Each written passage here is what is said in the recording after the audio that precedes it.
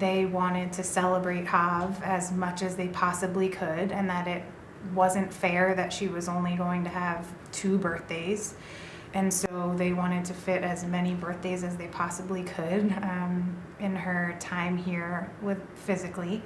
And so they decided that every Friday we would do that, and they called it the Shabbirthday, which was combining Shabbat, which falls on Friday, and birthdays, obviously. And the reason that they chose Shabbat is because challah is the only thing that really ever motivated Hav to crawl. So Hav was amazing and strong and determined, and somehow managed to crawl forward. And usually, or only, it was in the presence of challah. And so that was early on one of her most favorite foods and what motivated her to move forward. And so Shabbats were really special and evoked Hav. And so we had 57 Shabbirthday celebrations with Hav physically with us.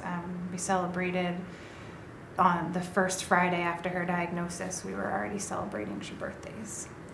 And there were very musical family friends, the Paskins, who wrote a rendition that combined a blessing over the bread, or the challah, the motzi, and Happy Birthday. Mm-hmm. And so this is a very musical rendition of what became the Shabbirthday song. And now we just do a traditional motzi because we sang the Paskin version of, the prayer when Hav was physically with us. But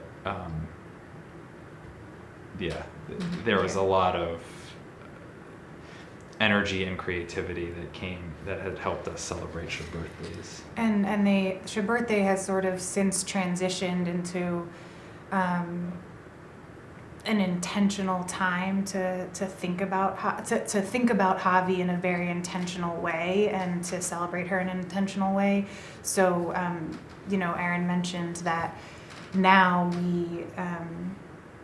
we bring readings or thoughts, observations, or song lyrics, or anything that makes us really think about Hav. So it's a time to intentionally set aside to grieve her and celebrate her and honor her in a deeper way. It also has become, it always has really been this way, but it is, it's felt like a moment to let others in. Like, we had a lot of people that would join us on Shabbirthdays, and and I feel like Mai and Matt especially really leaned on family, but also the people in their community, friends, and that just were amazing and cooked and helped and did just some incredible things. But it gave us this opening to bring people into Hav in a way that felt very Hav. And so if you go back and you look at pictures we took a picture every Shabbirthday, and if you look at pictures, all 57, almost every single one, there's a new face or that now knows what it feels like to celebrate Hav and to be with her. Shabbirthdays is the thing we look forward to every week. I'm giddy on a Thursday thinking that tomorrow we get to wake up and talk about Shabbirthday and what we're going to do for dinner. And, we all try to bring beautiful words, whether it's poems or just words that capture the essence of Hav. So now there's a little bit of that research that goes on during the week. And I think what it's done for me is that Hav is not a memory I have that I sometimes go back to and think about or access, but Hav is part